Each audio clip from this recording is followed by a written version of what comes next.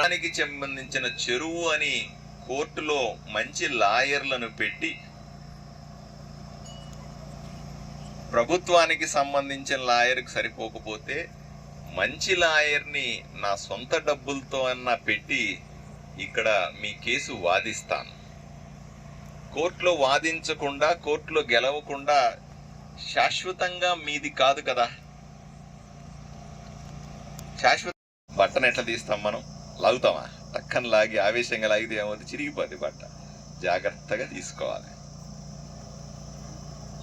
దయచేసి కొంత ఓపిక సహనాన్ని ప్రదర్శించాల్సిందిగా గ్రామస్తులకందరికీ విజ్ఞప్తి చేస్తానని చేతులు జోడించి. 20 సంవత్సరాలు వెయిట్ చేశారయ్యా. 20 సంవత్సరాలు, ఒక రోజు కాదు, 2 రోజులు కాదు, 22 ఏళ్ల సమస్యని వెంటనే తీర్చడం ఒక ఎమ్మెల్యేగా నాకు సాధ్యమవుతుందా? అది కోర్టుల్లో ఉన్న అంశాన్ని అని ఒకసారి మీరు ఆలోచన చేయండి. కానీ నాకు నమ్మకం ఉంది, ధైర్యం కూడా ఉంది. మీ ఆశీస్సులతో,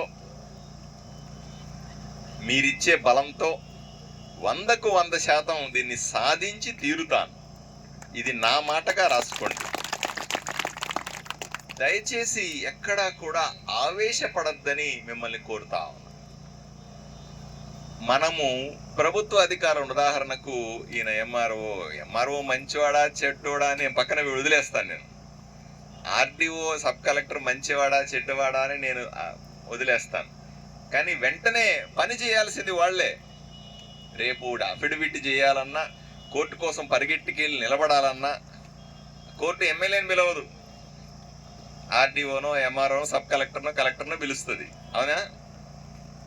మనము ఊరికే మాట వరుసకి ప్రతి చిన్న పెద్ద విషయానికి డౌన్లు అనడం, ప్రతి చిన్న పెద్ద విషయానికి వాళ్ళ నిర్లక్ష్య వైఖరి అది ఇది అనడం వల్ల వాళ్ళ దగ్గర పని చేయించుకోవాలిగా. మనం ఇతను పని చేయలేదు అనుకోండి, ఇతన్ని మార్చి వేరే వాళ్ళని ఇవ్వమని మనం కలెక్టర్ని అడగచ్చు, ముఖ్యమంత్రిని అడగచ్చు, మంత్రులను అడగచ్చు, తప్పేమి లేదు.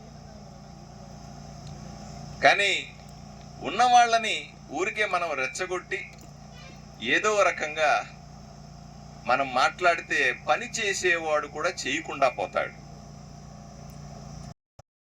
కోర్టు ఇచ్చినటువంటి తీర్పు ఆధారంగా సాగును అడ్డుకుంటాం.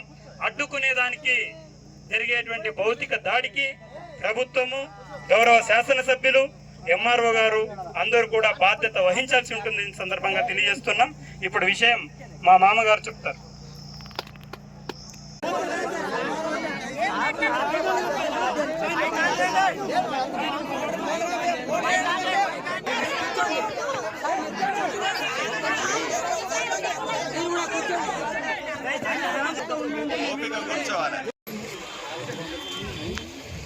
పోలీసులు వెళ్ళిపోతుంది.